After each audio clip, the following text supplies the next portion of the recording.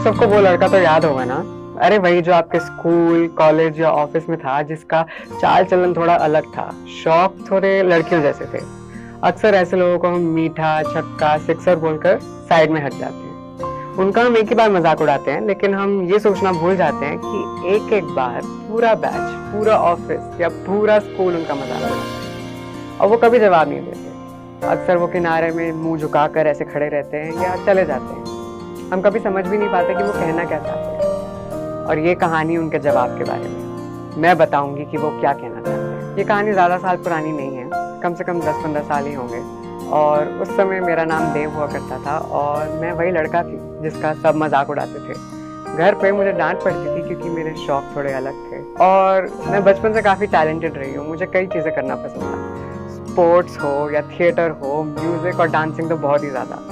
लेकिन धीरे धीरे मेरे हर शौक का इतना मजाक उड़ाया गया ना, मैंने अपने शौक पे गिव अप कर दिया। आई रिमेम्बर जब मैं स्पोर्ट्स फील्ड पे जाती थी तो वहाँ पे लड़के मेरा मजाक उड़ाते थे। और वो ही नहीं, जब वो स्पोर्ट्स टीचर था वो भी मेरा मजाक उड़ाता था। तो आप समझो एक बच्चा जिसको स्टूडेंट्स तंग कर रहे हैं और वो सोच रहा है कि यार मेरे साथ तो गलत हो रहा है, मेरे को टीचर की हेल्प मांगनी चाहिए। टीचर ही उसका मजाक उड़ा रही है। वो जो अकेलापन मैंने महसूस किया ना उस टाइम पे, never wanted to feel that again. मैंने स्पोर्ट्स पे गिव अप कर दिया। घर पे मेरे को जैसे रहना पसंद था, उसके भी लोग ज़्यादा फैन नहीं थे। मुझे बहनों में उठना बैठना ज़्यादा पसंद था और बचपन में सब चलता था। अगर छोटा बच्चा थोड़ी अलग हरकतें कर रहा है ना तो बचपना समझ के छोड़ दिया जाता है। लेकिन एक एज आती है जब लड़के लड़कियों में फ़र्क दिखने लग जाता है और दूसरे भी आपसे एक्सपेक्ट करते हैं कि आप अब एक लड़के की तरह एक्ट करें, थोड़ा चौड़ के चलें, आवाज़ में थोड़ा भारीपन लाएं और ये इतराना, शौक, ये सब छोड़ दें। वो एज मेरे लिए बहुत डिफ़िकल्ट थी जब मुझे वो चीज़ें करने को बोला जा रहा था जो मेरे पसंद की थी ही नहीं। मैं कभी समझ नहीं पाई कि मुझे ऐसा क्यों करने को किया जा रहा है, क्योंकि मेरी अंदर से जो फीलिंग थी, मैंने अपने आप को कभी एक आदमी या लड़का महसूस ही नहीं किया। मैं बचपन से अपने आप को एक लड़की या औरत के रूप में ही देखती थी। और फिर जब बाहर वाले लोगों से मुझ पर यह दबाव आया कि मैं उससे अलग हटकर एक ज़िंदगी जीऊँ, तो वो मेरे लिए बहुत मुश्किल हो गया। आई रिमेंबर 14 साल की उम्र, 13-14 साल की उम्र, जिसमें अक्सर बच्चे प्यूबर्टी स्टार्ट करते हैं और आपके शरीर में अलग अलग तरीके के बदलाव आते हैं। वो टाइम बहुत ज़्यादा मुश्किल था मेरे लिए, जैसा कि कई ट्रांसजेंडर लोगों के लिए होता है, क्योंकि उस समय में मेरा शरीर एक ऐसे तरीके से डेवलप करने लग गया जो मुझे नेचुरल या राइट नहीं फील हो रहा। मैंने सोचा था मैं बड़ी होकर एक लड़की बन जाऊंगी और अब दाढ़ी मूंछ आ रही है। तो समझो आप वो कितना अजीब थॉट प्रोसेस होगा मेरे लिए, मैं कितनी कंफ्यूज रही होंगी उस टाइम।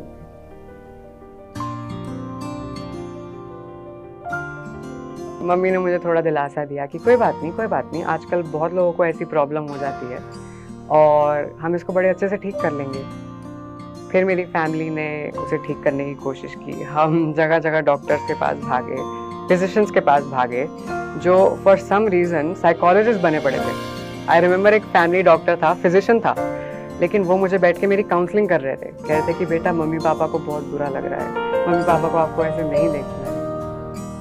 और मैं देख रही थी कि ये डॉक्टर मुझे ऐसे क्यों बोल रहा है। जितने भी स्टडीज़ मैं जानती थी, जितने भी रिसोर्सेज मैंने देखे थे, ये चीज़ तो गलत है ही नहीं। आई रिमेंबर कई बार डॉक्टर्स मेरी फिजिकल एग्जामिनेशन भी करते थे for no reason at all. I remember एक बार एक डॉक्टर मेरे जेनिटल्स का वेट चेक कर रहे थे to see if everything was normal. और अक्सर लोग गुस्सा होते हैं जब मैं ये कहानी बताती हूँ, क्योंकि उन्हें लगता है कि मैं डॉक्टर्स को बदनाम करना चाहती हूँ या इस प्रोफेशन को बदनाम करना चाहती हूँ। बट प्रॉब्लम ये नहीं है कि डॉक्टर टेस्ट कर रहे थे, प्रॉब्लम ये है कि डॉक्टर्स ऐसे टेस्ट कर रहे थे जिनकी ज़रूरत ही नहीं। मैं बहुत किस्मत वाली हूँ कि मेरे पेरेंट्स ने मुझे घर से नहीं निकाला या मेरे साथ कभी भी कोई ज़्यादती या गलत चीज़ नहीं करी। मेरे पेरेंट्स ने हमेशा मेरे लिए बेस्ट चाहा है। वो बस दुनिया से डरते थे कि मेरे साथ गलत ना हो जाए, और इसी वजह से उनको भी ये बात एक्सेप्ट करने में टाइम लगा, क्योंकि उनकी जनरेशन अलग थी।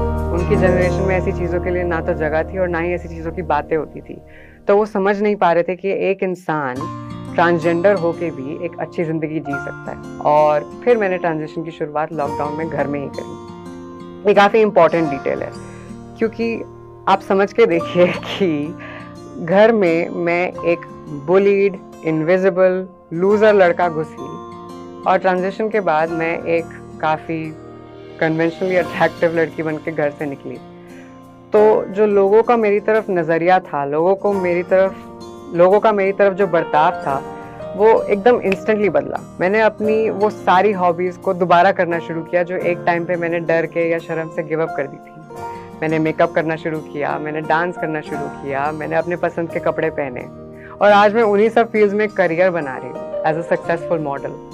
स्पोर्ट्स से और एक्सरसाइज और फिटनेस से डरने वाली लड़की अब बहुत जल्द एक फिटनेस कंपटीशन की जज बनने वाली है।